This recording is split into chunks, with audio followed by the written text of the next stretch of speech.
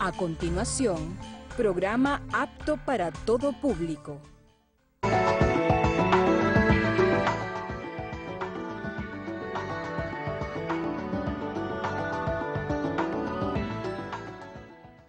Buenas, aquí estamos nuevamente para compartir con ustedes. Hoy vamos a estar muy cogitabundos porque tenemos dos de nuestros invitados que nos van a permitir en esa construcción para hacer disquisiciones, cavilaciones y análisis que tienen que ver con el momento, no solo de amenazas, sino también de avance del proceso revolucionario, porque las amenazas empiezan a hacerse mucho mayor en la medida que el proceso se va consolidando y en esa medida la conciencia, lo que podríamos llamar la condición de clase, el para sí de todos quienes amamos y queremos esta revolución bonita bolivariana, que a pesar de sus imperfecciones nosotros sabemos que seguimos avanzando porque tenemos una inmensa responsabilidad histórica con aquellos que fueron inconsecuentes desde la primera, segunda república, como aquellos que se metieron en la cociata para dividir aquella gran república que quiso construir nuestros libertadores, especialmente nuestro libertador Simón Bolívar. Hoy estamos obligados, con mucha estima, con nuestra estima bien elevada, a colocarnos precisamente en este proceso de liberación permanente a través de los argumentos. Eso es lo que vamos a hacer con nuestros invitados en este análisis de coyuntura y de amenaza a la revolución bolivariana, ante quienes quieren utilizar fundamentalmente la violencia como principalmente como agenda para causarle hacia la población miedo, y eso no se llama sino terrorismo. Y quien hace eso, por lo tanto, tiene que ser calificado de terrorista. Muchas cosas han ocurrido sobre el terrorismo. Ustedes vieron unos alcaldes por allí, como el caso del señor Vicenzo Scarano Piso y Salvatore Luchense Scaletti, por cierto, es el de San Diego, quienes estos señores, igual que Daniel, el de San Cristóbal, bueno, han provocado una situación, estos señores que creen de alguna manera que ellos pueden crear una situación de agavillamiento y de guerra civil al país. Nosotros necesitamos tranquilidad y nosotros sabemos que estos señores no van a llevar el país y se pueden poner por encima de las leyes. Y va a ser la Constitución la que le va a poner orden. Aquí no hay venganza de nadie, son las leyes, eso que quede claro. Pero ustedes tampoco le van a imponer la agenda de la violencia al país. En ese sentido, pues tenemos nuestros invitados ya acá y quiero presentar a un buen amigo, un intelectual venezolano con quien, bueno, conozco hace muchos años, una referencia de la lucha en la Universidad de los Andes, siempre comprometido y en la construcción de los aportes intelectuales que él nos ha dado, José Luis Pacheco Simanca. José Luis ahorita tiene también responsabilidades en el Metro de Caracas, donde hemos visto algunos actos de vandalismo y terrorismo, el caso concreto de las estaciones de Altamira, Los Ruices, estas estaciones porque están cerca de determinadas zonas, donde gente que pide libertad y hace lo que le da la gana, posiblemente estén disociados porque piden libertad y hacen lo que le da la gana. Pero no menos, pues tenemos también a José Ignacio Acuña. José Ignacio Acuña es un especialista en finanzas públicas y José Ignacio Acuña son de estos venezolanos revolucionarios jóvenes que ha tomado la bandera como activista del Comité para la Anulación de la Deuda del Tercer Mundo. Si algo precisamente han hecho este mundo corporativizado de estos grupos como el grupo Bilderberg, formado por estos Rothschild, Carnegie, Warburg, Ford, Rockefeller, que pretenden imponerle a los demás países que le entreguen precisamente a partir de sus propios recursos naturales, generen la deuda para que le compren lo que ellos se llevan de su país para luego vendérselo manufacturado. Cosa que me alegra mucho. Bienvenidos a ustedes. Y bueno, vamos a empezar con una pequeña introducción que nos permite el tiempo. ¿Qué nos puedes decir tú, José Luis, con estas cogitaciones, estas reflexiones y meditaciones que vamos a hacer hoy? Bueno, sabemos todos que estamos viviendo un momento difícil en el proceso revolucionario, ¿verdad?, bolivariano y americano. Sabemos todos que el imperio, entendiendo como el imperio de Occidente, Estados Unidos y la unidad europea, tienen una política muy clara y muy sencilla para mantener el flujo de la renta de los países pobres, de los países periféricos, hacia los países centrales, que es la desestabilización de estos países. Y eso se ha visto a lo largo de todos estos últimos años, prácticamente desde que ellos mismos derrumbaron las Torres Gemelas, declararon una especie de guerra universal con un objetivo indefinido. El objetivo indefinido es mantener desestabilizado a todos los países. En todos los países, en Libia, en Irak, en Afganistán, etcétera, donde se meten, crean una guerra, crean una situación y después queda un país que no sabe dónde va, un país confundido, un país casi con anomia cerebral. Y lógicamente, en esas situaciones que un país no tiene rumbo, no tiene dirección, no tiene perspectiva, es presa fácil pues, de las grandes transnacionales que se aprovechan para sacarle pues, hasta los huesos. Eso mismo están haciendo en Ucrania, que es un caso muy parecido al nuestro, y están haciendo en Venezuela. Hay un descontento histórico, tradicional, ¿verdad?, de una gran parte de la población, porque somos países, precisamente un país periférico, explotado, con una gran diferencia entre los que tienen y los que no tienen, ¿verdad? Los que tienen no quieren ni por asomo que los que no tienen se acerquen a tener, entonces viene una especie de odio racial que es fundamentalmente que se manifiesta en Venezuela y también en Ucrania. Entonces, bueno, sobre eso montan, ¿verdad?, sobre ese malestar, entonces intervienen los elementos, vamos a decir, ya financiados, profesionales, etcétera, que activan el proceso, ¿verdad? Y sobre ellos montan los elementos armados que producen los heridos, los muertos, etcétera, para llenar de sangre y de calor aquello, pues, y van llevando ese proceso a mantener una continua desestabilización hasta que lleguen gobiernos anodinos, inclusive gobiernos que no son ni siquiera elegidos por los pueblos. Ya pasó en Italia, donde el primer ministro Monti lo eligieron pues los banqueros, ¿no? Y pasa en Ucrania, donde el actual secretario, que es el más fogoso de todos, un tipo que rememora a Adolfo Hitler, pero menos buen mozo, porque no tiene bigotico. Es un tipo que nadie lo eligió, él llegó ahí a través de un golpe de Estado, lo designaron primer ministro y ejerce el poder, como si fuera un presidente, ¿no? Bueno, ese es el modelo que quiere imponer el imperio hoy día en el mundo entero y al cual nosotros nos tenemos que resistir. Pues evidentemente hay dos maneras de hacerlo, hay muchas, ¿no? Pero yo destacaría dos. Una, evidentemente, combatiendo el embate, pues, reaccionando ante el embate.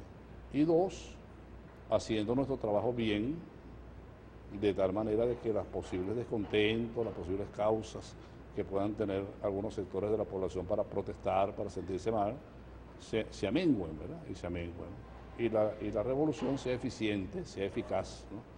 Para lo cual necesitamos tener una gran discusión interna.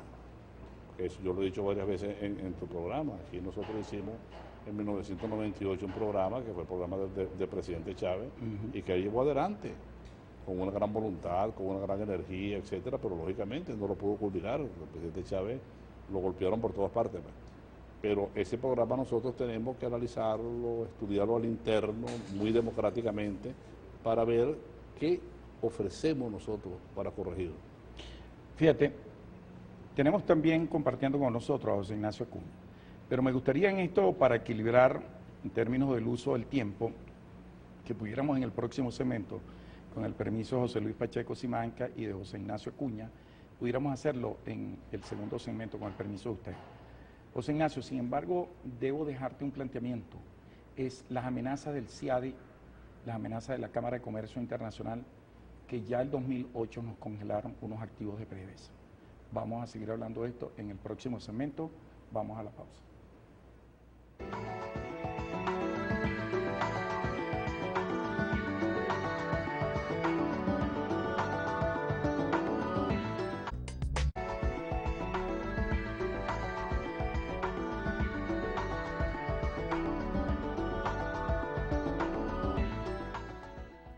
La Comisión de la Verdad fue instalada el pasado martes durante la sesión ordinaria de la Asamblea Nacional, con el fin de investigar y determinar responsabilidades de las acciones terroristas que iniciaron el 12 de febrero en 18 municipios de los 335 del país, y que hasta la fecha han arrojado la muerte de 29 personas y miles de heridos. Dicha comisión está conformada por los diputados del bloque bolivariano Diosdado Cabello, Elvis Amoroso, Robert Serra, la legisladora Tania Díaz y Earle Herrera, quien realizó la propuesta.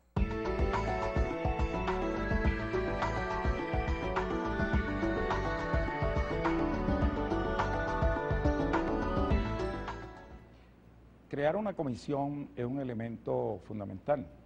Los procesos de la lucha, aquí nadie está ni claudicando, ni amnisticio, ni está capitulando para nada. Nosotros estamos obligados a hacer lo que hemos hecho y que hemos aprendido como revolucionarios, que es precisamente a considerar el otro, a entender el otro, y con esa lógica nosotros tenemos una comprensión de que el camino es el camino de la paz, de la discusión, y ese es el que vamos a seguir, nadie nos va a sacar de allí, por eso la importancia de esta comisión. Bueno, hemos dicho que teníamos conversando, y además en esa reflexión, a José Ignacio Acuña.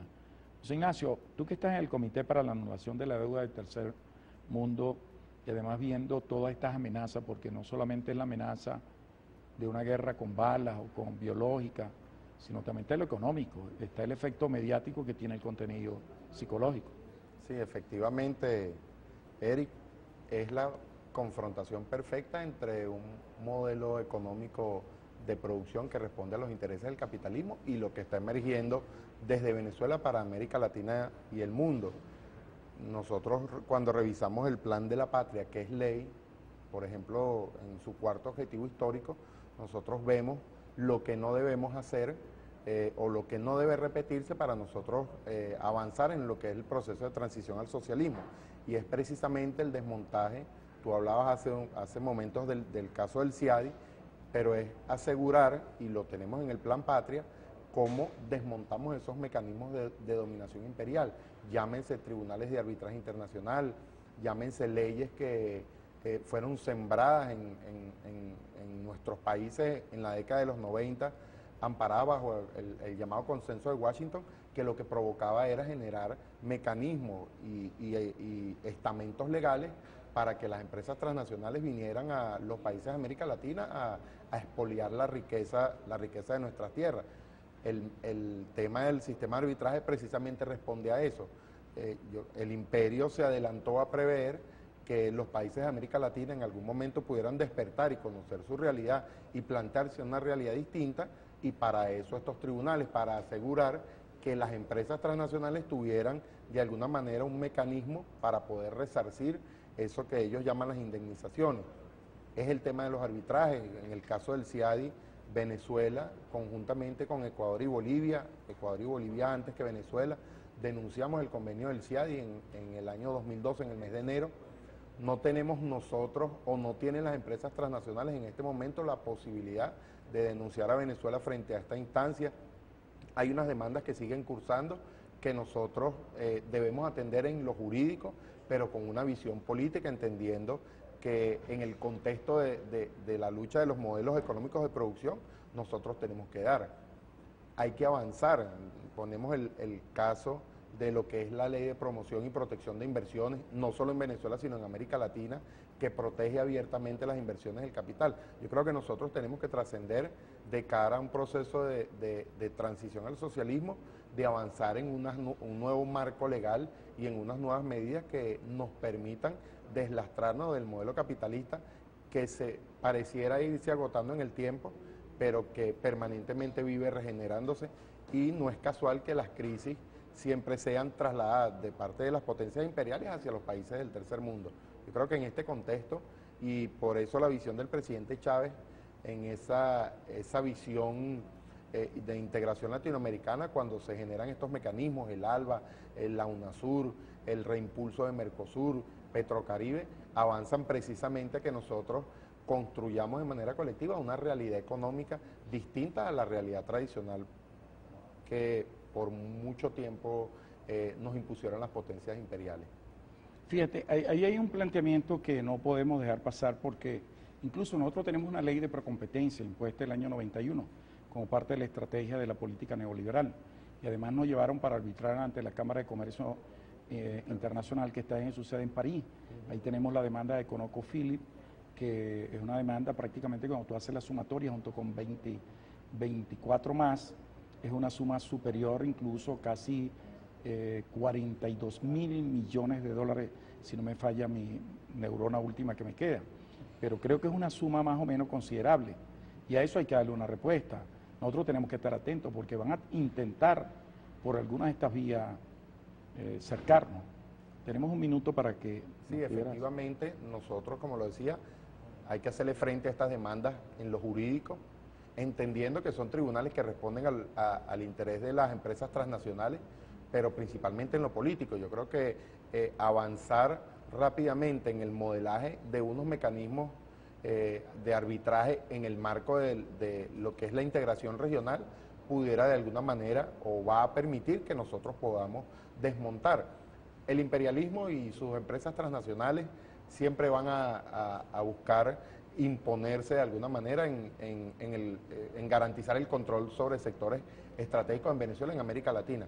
Yo creo que en este momento, en este contexto político, no solo venezolano, sino latinoamericano y hasta del mundo, yo creo que el imperio ve con mucho temor esas acciones que hace apenas una década podía imponer. Creo que la realidad geopolítica y la realidad económica y lo que es el proceso de integración de América Latina con el mundo hace que el imperio y sus empresas retrocedan frente a las pretensiones que hace 10 años podían imponer de manera más fácil. José Luis Pacheco Simanca. Mira, yo creo que hay 5 elementos con los cuales el imperio domina los países periféricos y semiperiféricos, que son el control de las materias primas, el control de los flujos financieros, el control de las armas, el control de la supranacionalidad, que son todas estas instituciones que nombraba el compañero, a la cual te han obligado a adherirte, ¿verdad? Y que se hacen leyes de la República bajo el consenso de Washington. Entonces, en esa madeja de situaciones, que es muy complicada, es hipercompleja, ¿verdad? Los países tienen que abrirse camino, tienen que como deshojar el ovillo y buscar un camino para independizarte. Yo soy de los que no piensa, y siempre yo lo he dicho, que la manera que tienen de dominarte es fundamental y de donde parten todas las ramificaciones es el flujo financiero. Por eso el presidente Chávez hizo el control de cambios, pero se ve que el control de cambios no bastó, o no fue suficiente la manera como lo hicimos, o de alguna manera no funcionó. Y tal vez no lo hizo porque hubo una mixtura entre una banca nacional, una banca transnacional, una banca mixta y sobre todo los derivados. Por eso repito, de lo cual quizás el compañero conoce más que yo. Yo siento que en la vida de las naciones, en la vida de los pueblos como civilización y en la vida de los hombres, de la especie humana, hay momentos que hay que tomar decisiones. Yo siento que una gran decisión que tiene que tomar el pueblo venezolano para poder avanzar es nacionalizar la banca.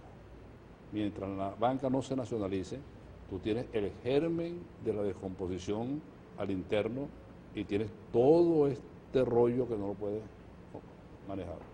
Sí, yo creo que hay varias discusiones que se han venido planteando y esa yo creo que será una discusión bien interesante.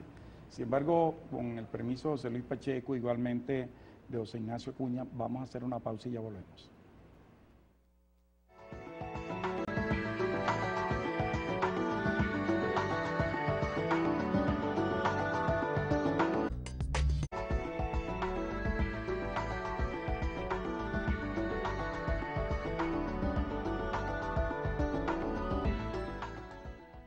¿Qué hubiese pasado si los sectores de la oposición venezolana, la Mesa de la Unidad Democrática en primer lugar, se hubiese incorporado el mismo 18 de febrero a la Conferencia por la Paz? ¿Qué hubiese ocurrido si a los pocos días, gracias a esa incorporación, se hubiese dado la reunión del presidente Maduro con su gobierno y la Mesa de la Unidad Democrática? ¿Qué hubiese ocurrido si a los pocos días se hubiese dado la reunión entre el presidente Maduro y el movimiento estudiantil de oposición en Venezuela? ¿Cuántos lamentables hechos de violencia se hubiesen evitado? ¿Cuántas muertes tal vez se hubiesen evitado?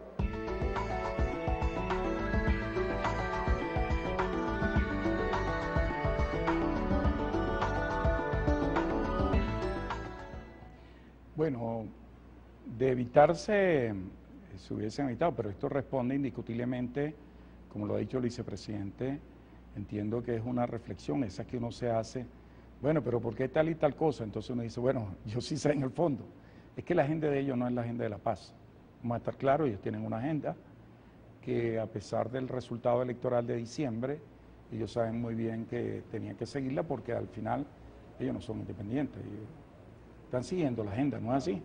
Entonces me gustaría, José Ignacio Acuña, ¿cuál es tu apreciación, cuáles son tus reflexiones y adquisiciones acerca de esto y además de un elemento que tú nos conversabas ahorita?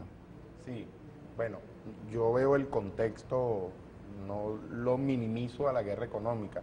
Yo creo que tenemos que tener claridad que esta es una guerra política, un control, tratar de ejercer el control político sobre el Estado para influir en algunas decisiones, poner el país nuevamente de rodillas frente a las potencias imperiales. De allí precisamente la guerra económica, porque precisamente es el brazo de la burguesía. La burguesía, tenemos que tristemente reconocer que aún mantiene una alta cuota de poder económico dentro del país y utiliza precisamente sus medios de producción para generar situaciones que de alguna manera pueden influir en la ciudadanía. El tema del desabastecimiento. No es casual que permanentemente estén faltando bienes y servicios de primera necesidad.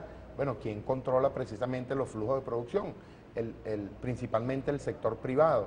Un sector privado que, de acuerdo a estudios que hemos realizado, inclusive estudios recientes, nos permiten concluir que es altamente parásito porque su fuerza productiva o su capacidad instalada no está puesta ni siquiera en un 20% de sus niveles. Es decir, ellos prefieren producir poco porque hay un sector que es un sector que es el sector cambiario que producto de este dólar paralelo le genera unas tasas de ganancia excesivas. La burguesía venezolana siempre ha buscado obtener tasas de ganancia excesivas a la menor inversión.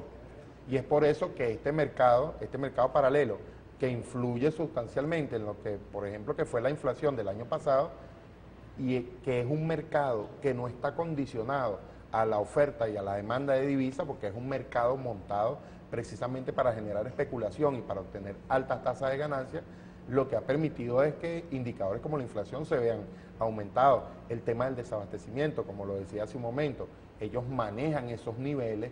El tema del acaparamiento, cuántas toneladas de alimentos no ha conseguido el Estado venezolano metidas en un galpón, en un depósito de una zapatería, tantas toneladas de productos de la cesta básica. Entonces, obviamente, ese que es el brazo político, el brazo económico, que es parte de la guerra económica, hace que estos sectores se muevan con mucha agilidad. El Estado ha tenido que asumir, no por la vía de la producción, porque tenemos que generar el suficiente tejido productivo para nosotros en el mediano plazo asegurar la soberanía productiva en materia agroalimentaria, en materia tecnológica, en materia de servicios. Hemos recurrido a las importaciones precisamente porque tenemos que garantizarle al pueblo el acceso a los bienes y servicios. Se crea recientemente la central de importaciones, que eso permite de alguna manera canalizar las importaciones por parte del Estado y permite ir quitándole esas divisas que la burguesía, de la que la burguesía se apropia, de esas divisas que vienen de la renta petrolera, para evitar los niveles de especulación y los niveles delincuenciales de esta burguesía que en nada aporta a la construcción de un modelo hacia el que muchos impulsamos, que es el modelo de producción socialista. ¿Qué nos puedes reflexionar tú, José Luis, en relación, porque ese es un elemento de amenaza que tenemos allí, de manera insidiosa está allí? Claro, pero fíjate, si tú agarras el toro por los cuernos, ¿verdad?, lo que yo dije anteriormente, y nacionalizas la banca, y al mismo tiempo haces un plan de desarrollo territorial, donde creas una red de empresas, ¿verdad?, de producción medianas, grandes y pequeñas, de distribución, llamas inclusive al capital privado, sobre todo al capital productivo, lo inscribes en esa red para que ocupe su lugar en un nodo, le das financiamiento por parte del Estado y le pones las condiciones a través de ese financiamiento para que funcione en cuanto a su distribución orgánica del trabajo dentro, tú puedes crear un país y lo puedes planificar, lo puedes llevar adelante. Ahora, si tú tienes una banca que lo que está es trabajando con una mentalidad capitalista, por sectores, por productos, que si subo el interés, que si bajo el interés, que si vendo el bono, indiscutiblemente que estás jugando con las cartas del enemigo. Tú no puedes construir de esa manera una república socialista. Eso es imposible. Y eso es lo que nos ha pasado a nosotros, y seguimos entonces enredados en esa cuestión, y ese paso, tarde o temprano, tendremos que darlo. Claro. Cuanto más tardemos, más duro será. Claro, pero fíjate, tú has hecho una reflexión bien interesante, porque nosotros estamos obligados a desmontar un modelo económico. Un modelo económico, repito, que concentra y centraliza el capital, que favorece a los oligopolios y monopolios. Así es. Y en el caso del campo, a los oligonsomnios, pero que ni beneficia al trabajador ni beneficia al consumidor. Claro. Y que eso de alguna manera nos ha creado, pues, producto de esa política rentista importadora de bienes y consumo, incluso hasta de tecnología. Pero a mí me gustaría que eso lo pudieran ustedes seguir desarrollando, con el permiso de José Luis Pacheco y de José Ignacio Acuña, en el próximo segmento. Creo que es importante desenmascarar este modelo que tenemos que transitar sin caer en las garras del extremismo, que es lo que desea la derecha. Yo creo que nosotros somos gente seria y estoy convencido de eso. Además, hemos aprendido mucho. Vamos a la pausa.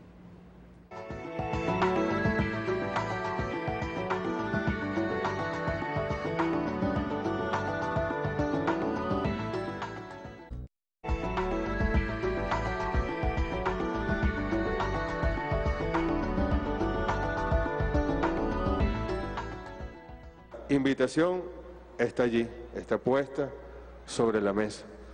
Nosotros aspiramos que en los próximos días todos acudan a esta invitación para el diálogo, para procurar el entendimiento, para que confrontemos con respeto, para que logremos, dentro de aquellos puntos en los cuales tenemos coincidencia, generar una agenda de trabajo. No es un diálogo para pactos, no es un diálogo para que las élites de manera bipartita o tripartita se pongan de acuerdo y le impongan al pueblo unos acuerdos que se han acordado tras bastidores o tras las paredes. No, es un diálogo para conocernos, reconocernos, entendernos, comprendernos y lograr una agenda de trabajo conjunta donde tengamos posiciones afines o posiciones compartidas. Donde no las tengamos, bueno, eso quedará allí para el debate. Eso estará allí para que lo sigamos trabajando. A fin de cuentas, el gobierno del presidente Maduro es el gobierno de la República Bolivariana de Venezuela y es al presidente a quien le corresponde tomar las grandes decisiones en políticas públicas en el país.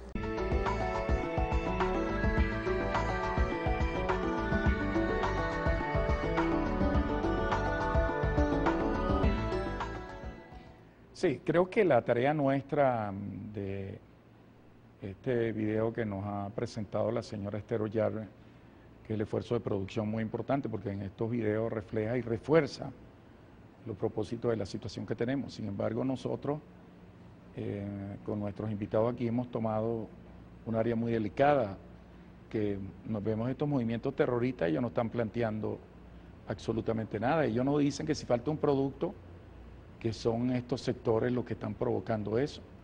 Ellos creen que la cola la produce el gobierno, o sea, como si nosotros fuésemos una especie de masoquista, ¿no? Exactamente. Es decir, nosotros hacemos que falte la leche, ya, un momentico. Yo creo que estas cosas hay que explicarlas, hay que difundirlas. Yo creo que tú planteabas al comienzo la necesidad de colocar la información. Claro. Hay que ver qué es lo que hace Cabilac, que es la Cámara Venezolana de la Industria Láctea. Pues yo no te voy a dar 6.30 para que tú lo vendas a lo que a ti te da la gana. Pues es que ustedes son dueños del país, esos dineros es de todos nosotros. Gana, ¿cómo no? Claro. Ahora fíjate, es que si tú haces sobre el territorio una red productiva y distributiva, ¿no? Y señala lo que hace cada quien, los insumos que tiene y las salidas que tiene, la interrelación entre las diferentes empresas, es muy sencillo establecer un sistema de financiamiento. Es más, establecer las reglas del juego, de cómo se va a producir. Lo que sucede es que si eso no se hace y se sigue la norma capitalista abstracta, abstractificante, en el aire, donde nadie sabe realmente lo que alguien está haciendo, sino que sencillamente le das un dinero, que fue lo que pasó con el control de cambio. Si tú le das a una gente un dinero para que importe, pero no tienes bien señalizado qué va a importar, cómo lo va a importar, dónde lo va a colocar, cuánto va a venderlo, pues evidentemente que te van a defraudar, porque la burguesía, como decía el presidente Chávez, como el alacrán, que tiene su naturaleza, ¿no? Y siempre va a picar sapito. Eso es inevitable. Fíjate tú, por ejemplo, yo he sido usuario de Cadivi. Yo cogía mis dólares para viajar. Y a mí me pedían que entregara el físico, los vouchers de lo que yo había gastado. Y si no los entregaba sellado, me penalizaban con que el siguiente año no me darían dólares. Eso hacen conmigo. Un ciudadano corriente. Ahora, ¿cómo no lo pueden hacer con una empresa que importa cientos de millones? Y que es más visible. Yo eso no me lo explico. En verdad, mi pobre cerebro no me permite entender esas cosas. Entonces, ahí está el problema, te fijas. El Estado tiene que ejercer su función de Estado. Es lo mismo que está sucediendo aquí, que afortunadamente el presidente Maduro, creo yo, lo está haciendo muy bien, porque el presidente Maduro está llamando a la paz, a la conversación, al diálogo, vamos a sentarnos, pero al mismo tiempo, si usted infringió la ley, yo usted lo pongo preso. Y usted tiene que pagar por ese delito, porque es que si no, no llegas nunca a nada. Será como un eterno juego, ¿verdad?, de despiste, yo te engaño, tú me engañas, nos caemos en buste, y al final de cuentas se va a hundir el país, incluyendo a quienes nos adversan, porque no es un problema de un Estado, es un problema de un Estado dentro de un conjunto de Estados en el mundo, de un sistema mundial. Y nosotros somos parte periférica, nosotros somos los que producimos la renta del imperio, eso no lo podemos olvidar. Al imperio nosotros le importamos únicamente si producimos renta, igual que lo hacían los siervos de la gleba, igual que lo hacían los esclavos. Nosotros somos unos esclavitos ahora, pero que vemos televisión. Eso es todo. Entonces tenemos que liberarnos, tenemos que construir un país de nosotros para nosotros, ¿verdad? Y manejarlo nosotros. Y si no tomamos esta medida, yo sé que esto puede parecer a simple vista como extremista, como una cosa, pero no lo es. Y si tú lees y estudias a los grandes pensadores sobre el sistema mundo, a Wallenstein, a Capra, etcétera, tú verás que eso es lo que te plantean. Y si ves el mundo real, tú ves que eso fue lo que hizo Islandia. Y tú ves que eso es lo que han hecho todos los países que en el mundo han logrado desarrollarse. Han nacionalizado la banca. Así es. Entonces, Islandia, que está por allá, Reykjavik, pues que la nadie capital. la nombra. Así es. Y ellos hicieron un plebiscito, nacionalizaron la banca y está en el 7º lugar ahorita de los países más productivos del mundo, saliendo de la crisis en que se encuentra Yo creo que esas son reflexiones bien Europa. interesantes, pero vamos a ver qué nos dice José Ignacio Acuña en relación a esto, sobre todo porque tú estás planteando varios elementos que incluso en relación con las dobles hasta tributación que tenemos nosotros, ¿no? En torno a la industria petrolera y con...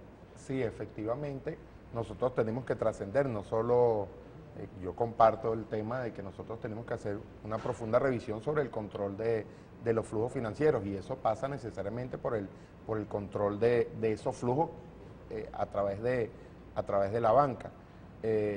Yo creo que nosotros tenemos dos grandes tareas de cara a la construcción de un proceso socialista, como está planteado en el Plan de la Patria.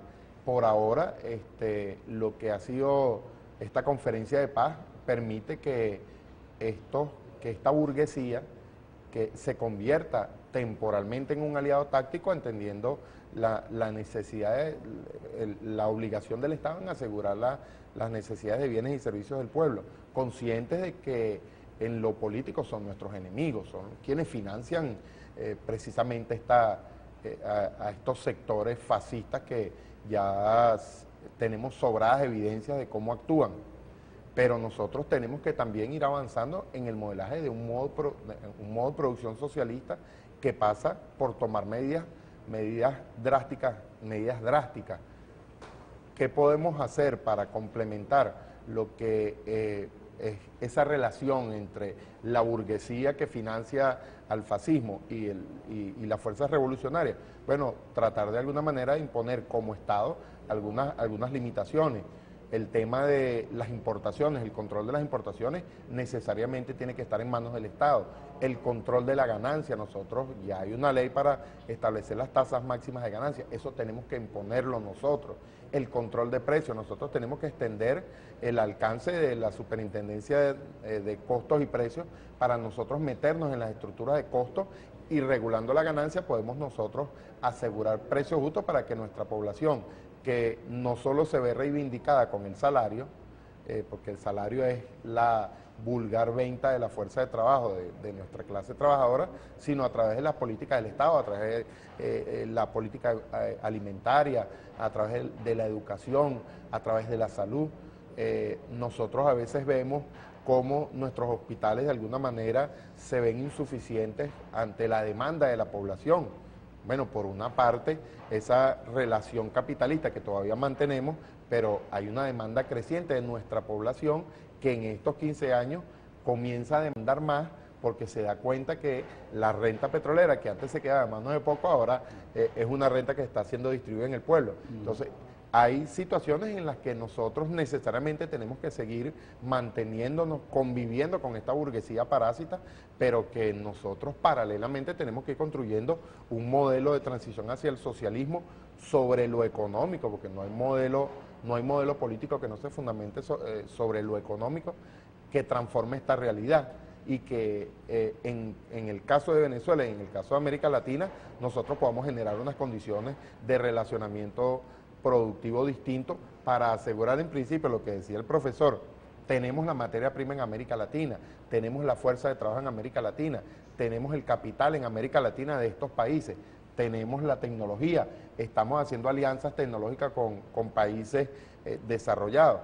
Bueno, tenemos un gran potencial que yo creo que nosotros en el mediano plazo podemos aprovechar y sobre el que deberíamos tener fruto. Fíjense, hay un planteamiento que tú haces y que yo quiero dejar ahí que nos preocupa porque tampoco la burguesía luce y ellos saben en medio que está y lo que está pasando. Ellos no son tampoco ningunos tontos. Ellos saben que han sido dueños de esto y que tienen el control de la estructura económica. Y fíjate que ellos controlan el 80% de la distribución solamente en el área de alimentos a través de ANSA. Entonces, bueno, estas son cosas que yo creo que tenemos que tenerlas claras. Vamos a hacer una pausa con el permiso de ustedes y ya volvemos para nuestro segmento final.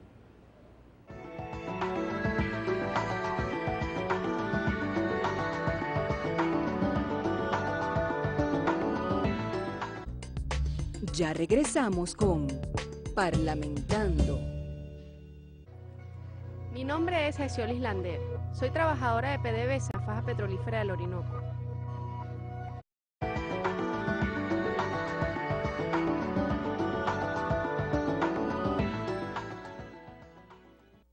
Bueno, aquí uno siempre sigue conversando y estos son temas inacabables, pero la televisión no nos permite quizás, excepto aquellos escenarios donde uno tiene mucho más tiempo, cavilar un poco, profundizar en los temas.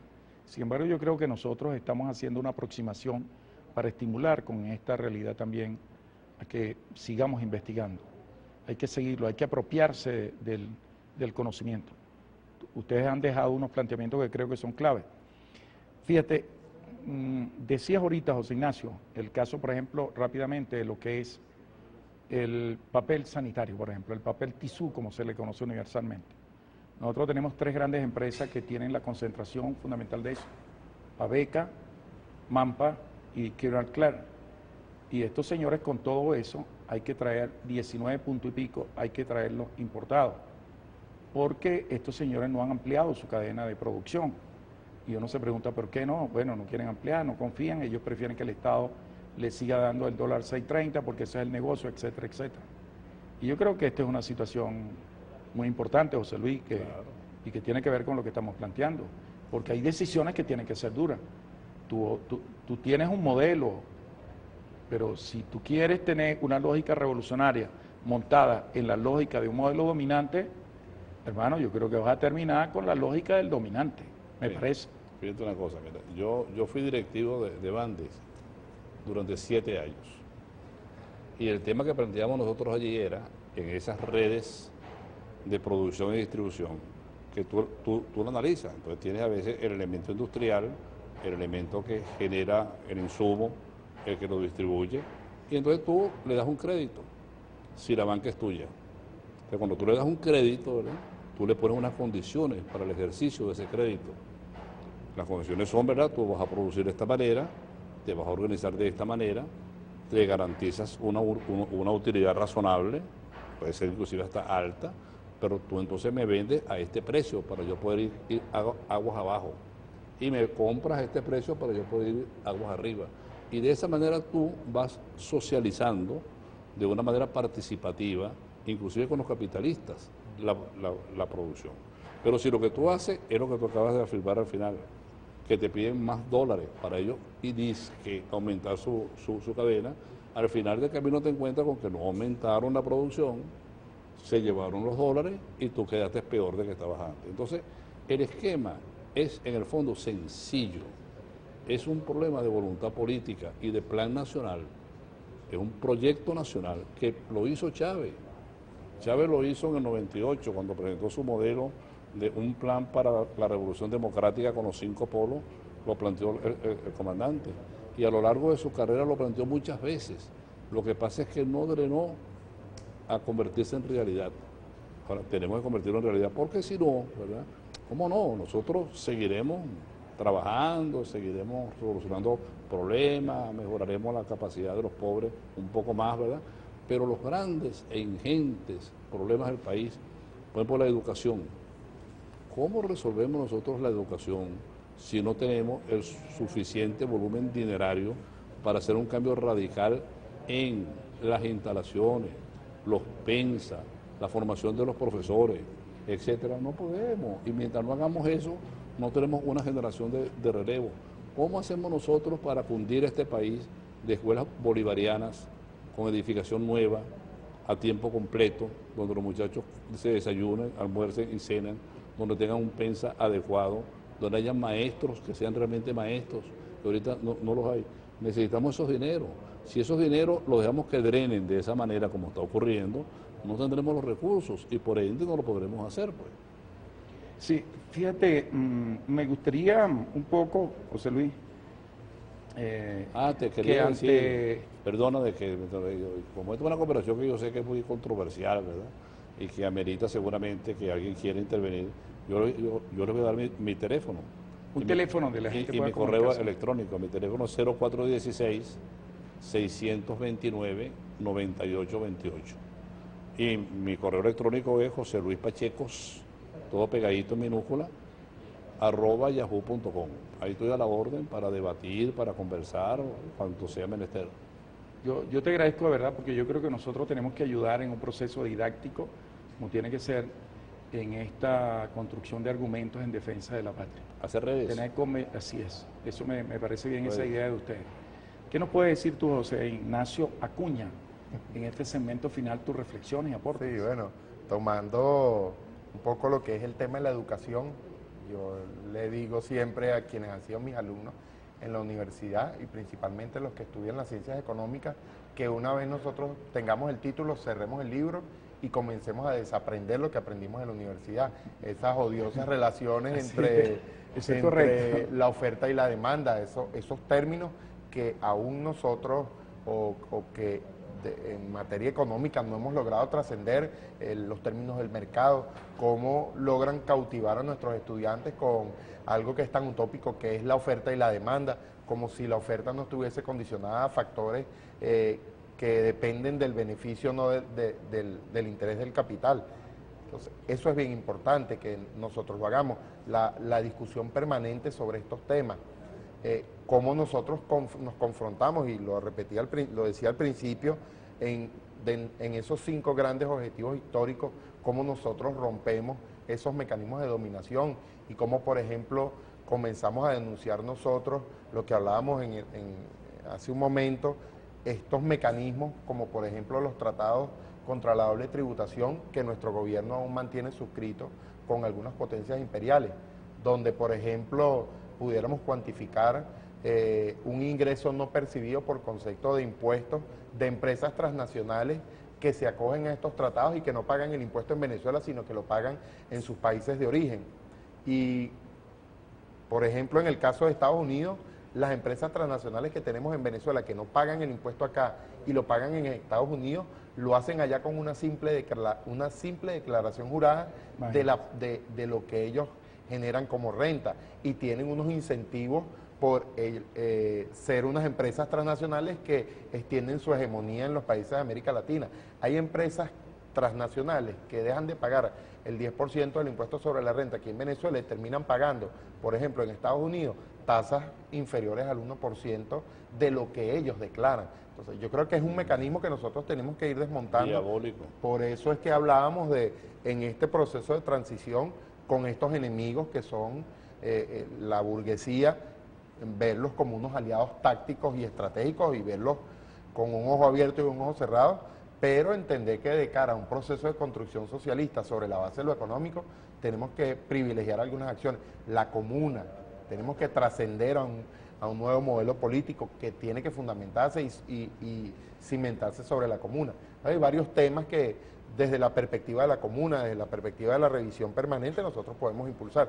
Yo también les voy a dejar mi número de teléfono para generar esos intercambios, 0416 843-5968. Yo tengo Twitter, @José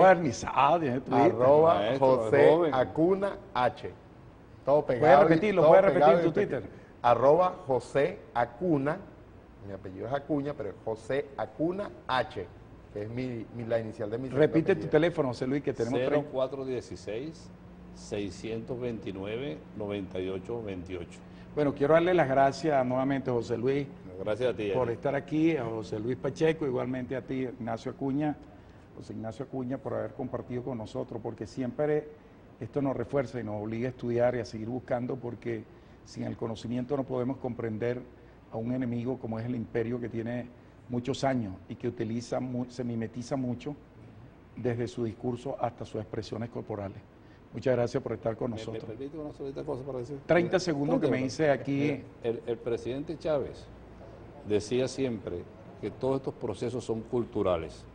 Yo no sé si él se inspiró en Fernando Braudel, quien dice de que quien decide qué es un servicio y qué es un bien es el consumidor, y eso es cultural, no es un problema económico. Así es. Gracias, José Luis, gracias, José Ignacio Acuña. A ustedes, amigos, hemos llegado a nuestra parte final.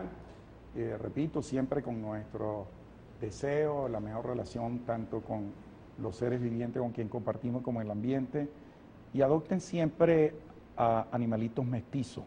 Estamos en la misión para nosotros Nevado, que ellos son los que necesitan de nosotros. No caigamos en la estructura ni el perfil de la crueldad. Hasta otro programa de Parlamentando para seguir construyendo patria.